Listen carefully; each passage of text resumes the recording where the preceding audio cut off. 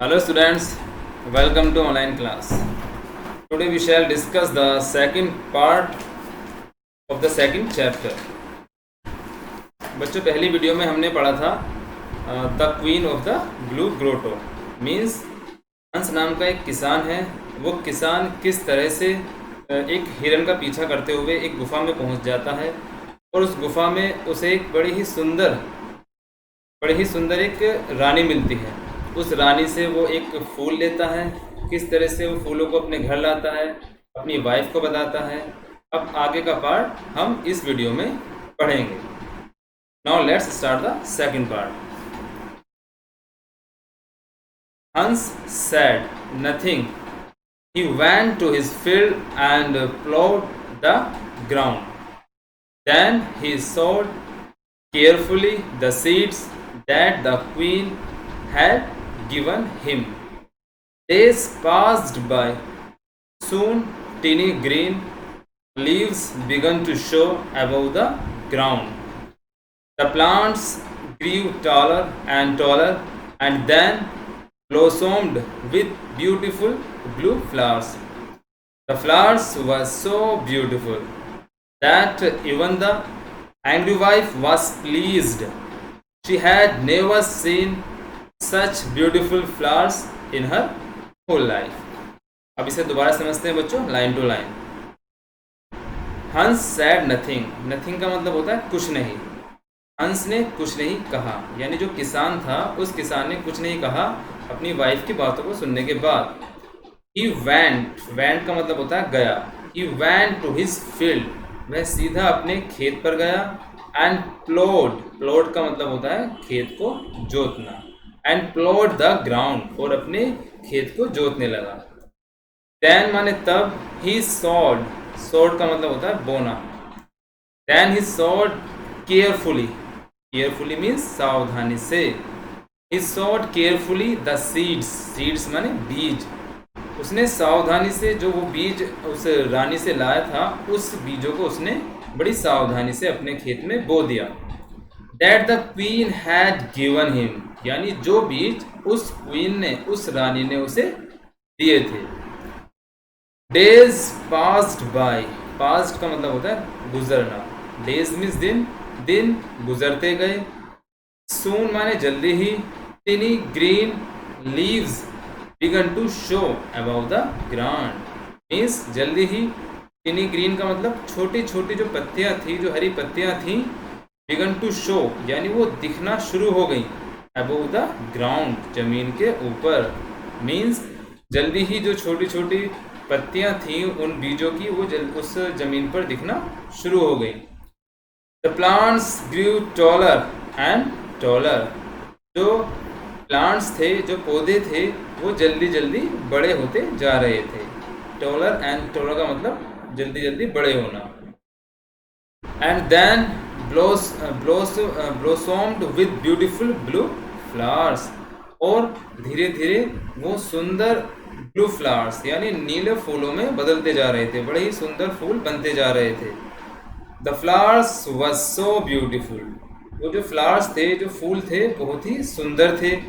That even angry wife was pleased, यहाँ तक कि जो उसकी एंग्री वाइफ थी, जो उसकी नाराज वाइफ थी, गुस्से वाली पत्नी थी, was pleased, वो भी उन फूलों को देखकर pleased हो गई। Pleased का मतलब होता है खुश होना। She had never seen such beautiful flowers in her whole life, यानी उसने अपने जीवन में, फुल लाइफ का मतलब अपने पूरे जीवन में, उसने अपने पूरे जीवन में कभी भी ऐसे सुंदर फूल नहीं देखे थे।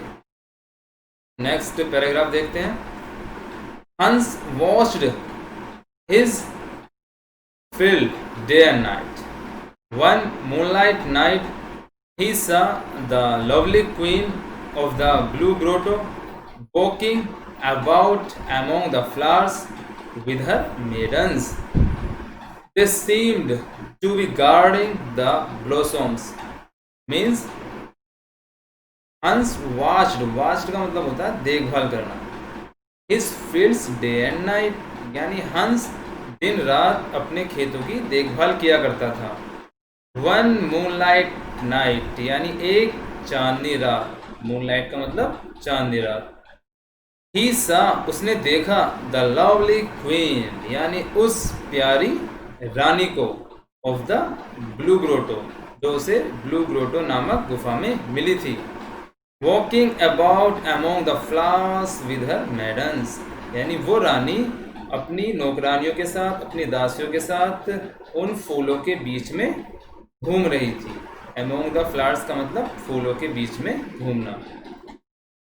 They seemed to be guarding the blossoms यानी वे सब उन फूलों को खिलता हुआ देख रही थी और उनकी देखभाल कर रही थी।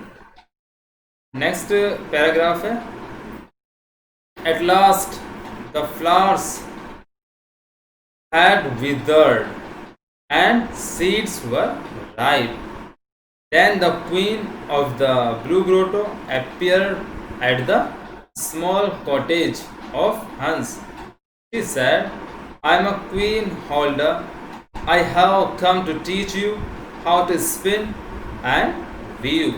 Means at last माने अंत में, the flowers had withered. Withered का मतलब होता है मुरझाना, यानी जब फूल मुरझा गए, and the seeds were ripe. Seeds का मतलब बीज, और उनके बीज पक गए। Then the queen of the blue grotto जो ब्लू ग्रोटो की रानी थी, appeared का मतलब होता है प्रकट होना, सामने होना। appeared at the small cottage of हंस, वह हंस की कॉटेज का मतलब होता है झोपड़ी, वो हंस की छोटी सी झोपड़ी में आई, यानी वो रानी जो थी हंस की झोपड़ी में आ गई। She said उसने कहा, she का मतलब रानी ने कहा, I am queen होल्डा यानी मैं रानी होल्डा हूँ। I have come to teach you how to spin and weave यानी मैं यहाँ पर आई हूँ आपको सिखाने के लिए कि आप इन बीजों से किस तरह से अपनी फसल को तैयार कर सकते हैं। Next stanza, the blue flowers that your husband choose were the wonderful flags, said the queen to Hans' wife. I love these flowers very much, added she.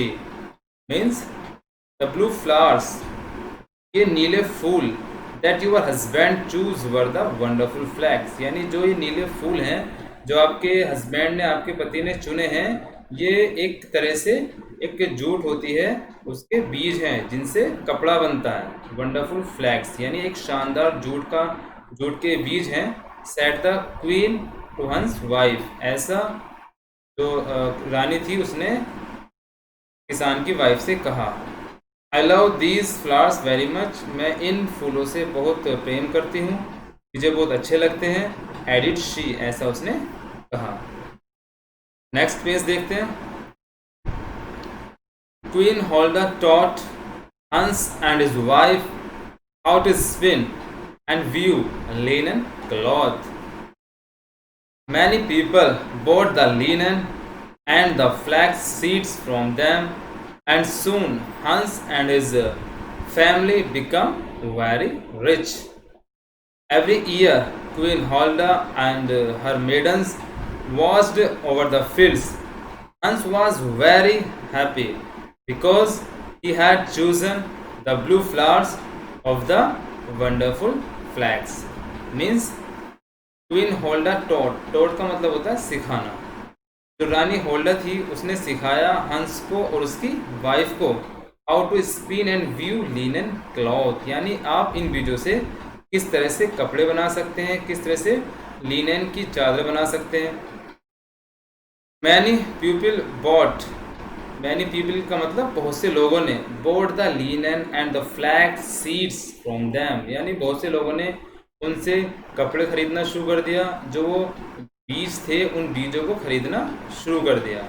And soon हंस and his family become very rich, और जल्दी ही जो किसान था और जो उसकी पत्नी थी वो बहुत अमीर हो गए।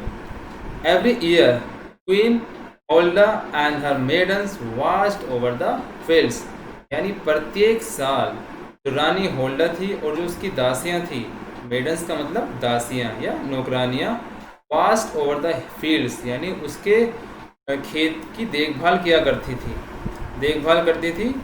हंस वॉज वेरी हैप्पी, हंस बहुत खुश था। बिकॉज माने क्योंकि, he had chosen the blue flowers of the wonderful flags, क्योंकि उसने ऐसे फूलों को चुना था जो बहुत ही शानदार, जिनसे बहुत ही शानदार उसे बीज प्राप्त हुए, फ्लैग्स के बीज प्राप्त हुए। तो बच्चों ये चैप्टर आपका यहाँ पूरा होता है। इस चैप्टर से बच्चों हमें यही शिक्षा मिलती है कि हमें कभी भी लालच नहीं करना चाहिए और ईमानदारी से काम करना चाहिए। इसके लास्ट में कुछ वर्ड्स मीनिंग है, जो आपको वर्ड्स मीनिंग्स अपनी पेयर कॉपी में करने हैं। उसके बाद आपको क्वेश्चन आंसर करने हैं। जैसे पीजेंट, पीजेंट मीन्स किसान, पोजेशंस माने अधिकार, स्किलफुल माने निपुण, टनल माने सुरंग, स्कॉल्डेड माने डांटना किसी को, वैली माने घाटी, पास्चर माने चरागाह, क्रोसबो माने धनुष, एंड सीलिंग माने छत। ठीक है बच्चों, अब आपको इस चैप्टर की रीडिंग करनी है और जो भारी वर्ड्स हैं उन वर्ड्सों को बार बार बोलने की प्रैक्टिस करनी है। That's all. Thank you.